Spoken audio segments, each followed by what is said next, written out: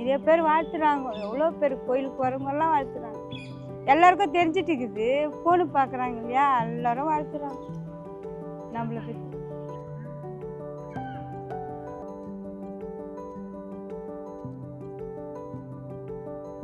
D நகர்ல இருக்கிற முப்பாத்தம்மன் கோவில் பக்கத்துல பத்மாக்காவை பார்க்க முடியும். அங்கதான் அவங்களோட தூய்மை பணியை செஞ்சுட்டு இருப்பாங்க. அவங்க சாலையில கண்டெடுத்த 45 சவரன் நகைகளை நேர்மையா ஒப்படைச்சதை பாராட்டி அந்த அக்காவோட உருவம் பொறித்த சிறப்பு தபால் தலைய அஞ்சல் துறை வெளியிட்டு இருக்கு. தபால் வெளியிட்டது ரொம்ப சந்தோஷமா எனக்கு. எல்லாம் பாராட்டுறாங்க. அது திடீர்னு அந்த மாதிரி பேப்பரில் வரவே எனக்கு ஒன்றும் பேசவே முடியல. அவ்வளோ ஒரு சந்தோஷமாக இருக்குது எனக்கு. அது ரொம்ப பிடிச்சிதுமா எனக்கு. அப்புறம் சிஎம் ஐயா கூப்பிட்டாரு. அவரும் எனக்கு நல்லா வாழ்த்து சொல்லி அவரும் எனக்கு 1 லட்ச ரூபா கொடுத்தாரு. காலையில் நான் 6 மணிக்கு வேலைக்கு வருவோமா, வேலைக்கு வந்து வேலை செஞ்சுட்டு 10 மணிக்கு சாப்பாடு முடிச்சுட்டு மறுபடியும் ஒரு 4 மணி நேரம் வேலை செய்யணும். 2 மணி வரைக்கும் வேலை செய்யணும். செய்யும்போது ஒரு 1:50 இருக்கும். எங்களுடைய பொருளெல்லாம் எடுத்துன்னு வந்து பத்திரப்படுத்து ஒரு இடத்துல. அது வைக்கும்போது இந்த மாதிரி தான் உக்காந்து அதெல்லாம் வச்சுட்டு பார்த்தா பை இருந்தது. எடுத்து பார்த்தா ஒரு ஐஸ் பாக்ஸ் மாதிரி இருந்தது. சரி சாப்பாடு இருக்கும், நம்ம வீட்டுக்கு போய் சாப்பிட்லான்னு எடுத்துகிட்டு வீட்டுக்கு கிளம்பிட்டேன். போகிற வழியில் பார்த்தா திறந்து பார்த்தா ஃபுல்லாக நகையாக இருந்தது. எங்கள் வீட்டுக்காரர் தான் ஆட்டோ ஓட்டுன்னு வர. நான் சொன்னேன் அவர்கிட்ட இந்த மாதிரி இருக்குன்னு. அவரை பார்த்துட்டு இதெல்லாம் நகையாக இருக்குது, நம்ம போகலாம் வா சூப்பர்வைசராண்ட போகலான்னு எங்கள் ஆஃபீஸ்க்கு வந்தோம். எல்லாம் வீட்டுக்கு போயிட்டு இருந்தாங்க. சூப்பர்வைசர் ஒண்டி தான் இருந்தார். அப்புறம் அவர்கிட்ட சொன்னோம். சொன்னதுக்கு அவரும் மேனேஜர்மெண்ட் எல்லாருமே வர வச்சிட்டார். பாண்டி பஜார் போலீஸ் ஸ்டேஷனுக்கு வந்தோம். நாங்கள் வராங்காட்டி அவர் கம்ப்ளைண்ட் கொடுத்துருந்தார். நகையை தொலைச்சாரு, அவர் கம்ப்ளைண்ட் கொடுத்துட்டார். அதுக்கப்புறமா அவங்களுக்கு ஃபோன் பண்ணி அவங்களே வர வச்சோன்னாங்க. வந்தாங்க, பார்த்தாங்க நகையை, எல்லாம் எடுத்து வச்சோம். கரெக்டாக இருக்கான்னு கேட்டார் இன்ஸ்பெக்டர் ஐயா. அவரும் நகை தொலைச்சவரும் நல்லா கரெக்டாக இருக்குதுங்க அப்படின்னு வாங்கிட்டாரு. எங்கள் ஆளுங்களும் நல்லா கூட இருந்து சப்போர்ட் பண்ணி எங்கள் கம்பெனியும் நல்லா சப்போர்ட் பண்ணிச்சுமா. அவங்க ரொம்ப சந்தோஷப்பட்டாங்கம்மா. நீ உங்களால் தாங்க எங்களுக்கு வாழ்க்கையே திருப்பி வந்திருக்கு. நான் இவ்வளோத்தையும் நான் எங்கே போய் எடுப்பேன் வாங்குவேன், அது தெரியாமல் மறந்துட்டு போயிட்டேன்றாரு. கேட்டால் ஒரே வார்த்தை. பத்மா அக்காவோட இந்த செயலை பாராட்டி தமிழ்நாடு முதல்வர் மு.க. ஸ்டாலின் அவர்கள் 1 லட்சம் ரூபாயும், விடுதலை சிறுத்தைகள் கட்சியின் தலைவர் தொல் திருமாவளவன் அவர்கள் 40,000 ரூபாயும் கொடுத்து சிறப்பிச்சாங்க. இந்த மாதிரி எல்லாம் பண்ணால் நல்லாயிருக்கும், பரவாயில்ல, பெரிய விஷயம், உங்கள் வீடியோலாம் நான் பார்த்தேன் அப்படின்ட்டு தாழ்வுப்பட்டார்.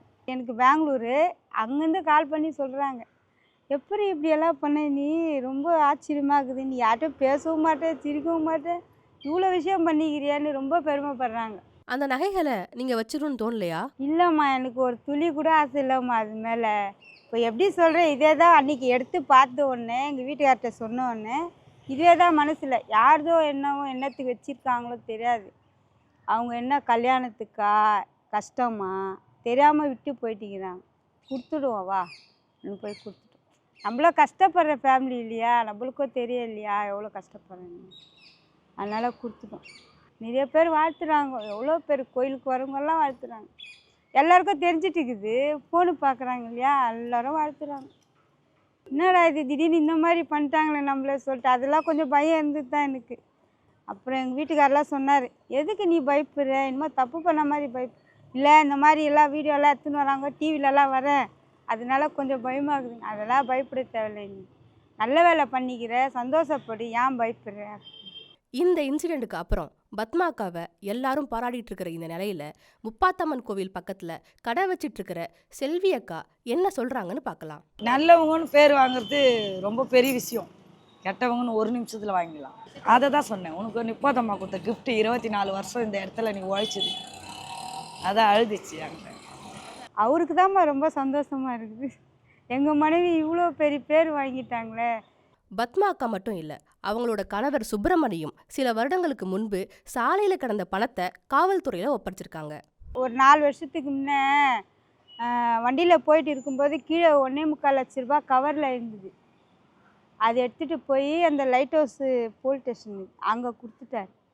கொடுத்து அது அவங்களும் வந்து வாங்கிட்டாங்க. வாங்கி அவங்க ஒரு 10,000 ரூபா பணம் கொடுத்தாங்க எங்கள் வீட்டுக்காரர்.